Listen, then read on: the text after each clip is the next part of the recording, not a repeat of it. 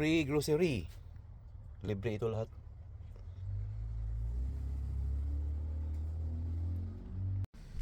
Marami na ngayong mga American na sa Pilipinas na naninirahan.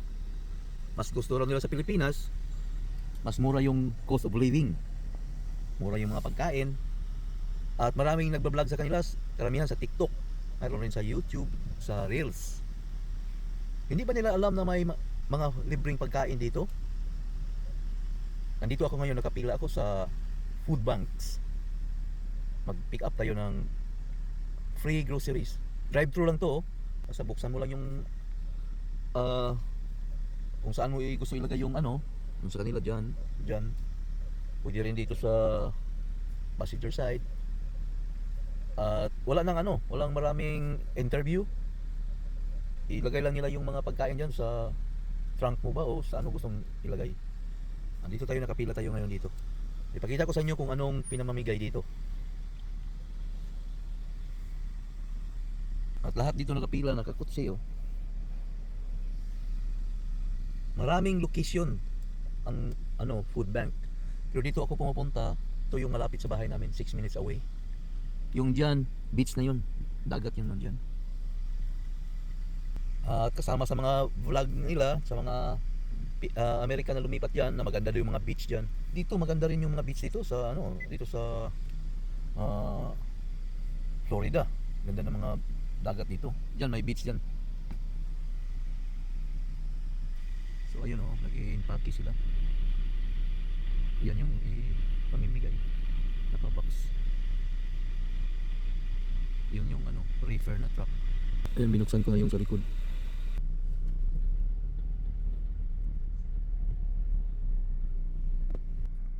Diyan yung ano, loading area. Yan yung refrigerated truck. Ano, nakalagay food bank at may phone number. Mayroon rin silang location. Pag weekdays, pwede kang pumunta doon sa location. Bibigyan ka na nila kung kailangan ka ng pagkain. Yan, maraming libre dito. Yan, oh. Nakabalot lahat, oh. Basta ano, ipila ka lang dito, wala kang pipil-upan, walang interview, walang tanong. Yan, oh, ikakarga na lang nila yan, oh. Kita nyo?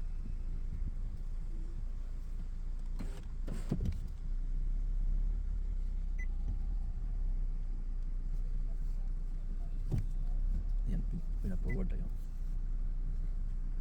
Oh, tingnan mo, ang daming kinarga ng Grab. God bless. God bless, sir. Yan mo, ang daming, di ba? Ang dami. Yung sa likod ko hindi ko mabidyohan, no? Kasi may mga baka bawal. Forward tayo. Right, turn na natin. There we go. Good morning, sir. Good morning. How you doing? Tapos ang mabait ng mga tao, sila pang nagti-thank you. Huh?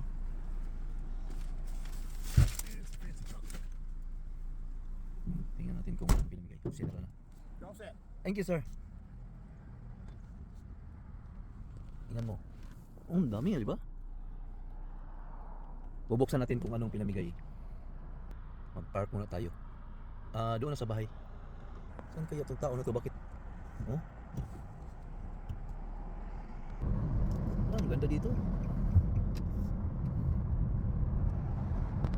Diretso na tayo sa bahay. Nandito na tayo sa bahay. Ito yung mga pinamigay. Chocolate. Tanggalin ko sa ano, sa lalagyan para makita natin lahat kung anong pinamigay. Ayan na, oh.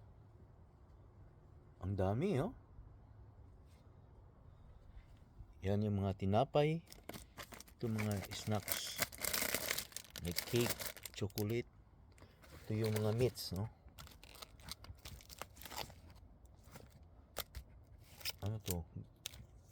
Ang hamburger, bacon, ground beef, chicken, bacon, ground beef.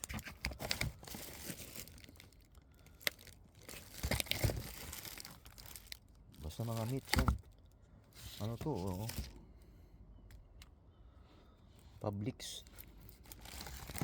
So Publix brand, ano yan? Quality na brand yan. Mga mahalin yan.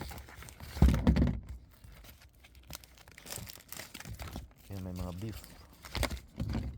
At dito, mga fruits, pineapple, bananas, cranberries. Ito, mga vegetable, carrots, celery, onions.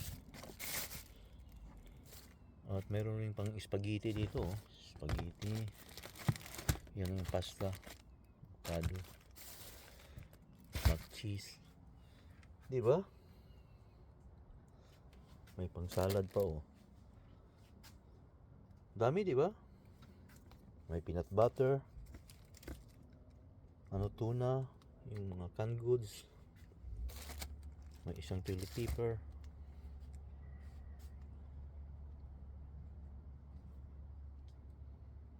Yan. Mga siguro 2 weeks supply yan, di ba? Kung bilhin mo yan, magkano kaya yan? So yan ay libre lahat.